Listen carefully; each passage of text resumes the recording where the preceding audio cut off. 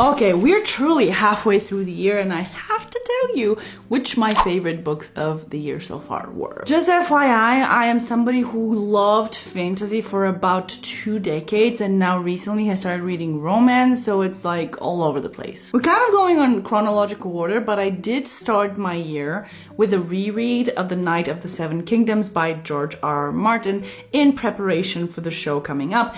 And again, just like I did the first time, I really loved that book. It's low stakes, very small contained stories about knights, which I genuinely enjoy. It was great. I reread it, then I watched the show. That also was awesome. Then I kind of went into a reading slump a little bit in April, and the book that got me out was my top 4 favorite author, which is T. Kingfisher and Nine Goblins. Nine Goblins is not a new book, but I had not gotten around to it. This is more of a middle grade, but it does have some weird violence in it. This is a story about a platoon of goblin soldiers that gets lost in the elfish lands and are trying to figure out what is happening. This is comedy, this is parody, this is T. Kingfisher as close as she's ever gotten to Terry Pratchett. It's also a contained story. It takes about a couple of days. There's social commentary about war. There's social commentary about battles and people not liking each other just because they look different, because this is a war between elves, orcs, goblins,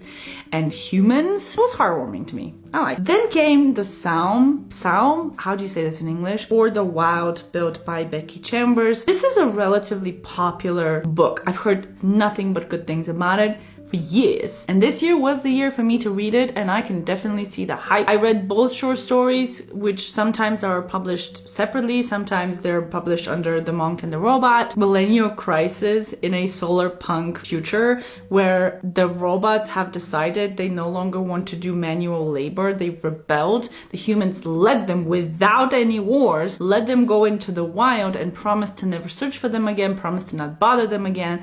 And our character, our lead character, the one who's telling us the story, is a monk who had a millennial midlife crisis and decided to switch disciplines altogether and became a tea monk, which meant going from place to place to place and make tea for people and listen to their problems. So it's kind of like therapy. It's like therapy adjacent, and it's not really a therapist. It's just somebody who listens to their problems. But he feels kind of lost, and he kind of has this desire to go into the wild, to go into the simpler way of living. And he meets a robot, and they start talking about the meaning of life, the meaning of day, the meaning of happiness. It is nothing really so much happens in this book, kind of a story, but it's a lot of ideas, a lot of commentary, and it's kind of cozy and cute. As you can tell, I really liked it. And lastly, but not least, is How to Write a Love Story by Catherine Walsh. This is a romance novel about a girl who needs to finish her father's long fantasy series after his death. Imagine it, Wheel of Time type of thing. It was major, it took over as one of the most successful fantasy series of all time, but was left unfinished due to his untimely death. And she is now grieving his loss, going through all of the things that he left her, including a massive house that seems to be falling apart, and she needs to finish these books. And this is a love-hate relationship for her, because she loved them but also hated them for what they did to her life.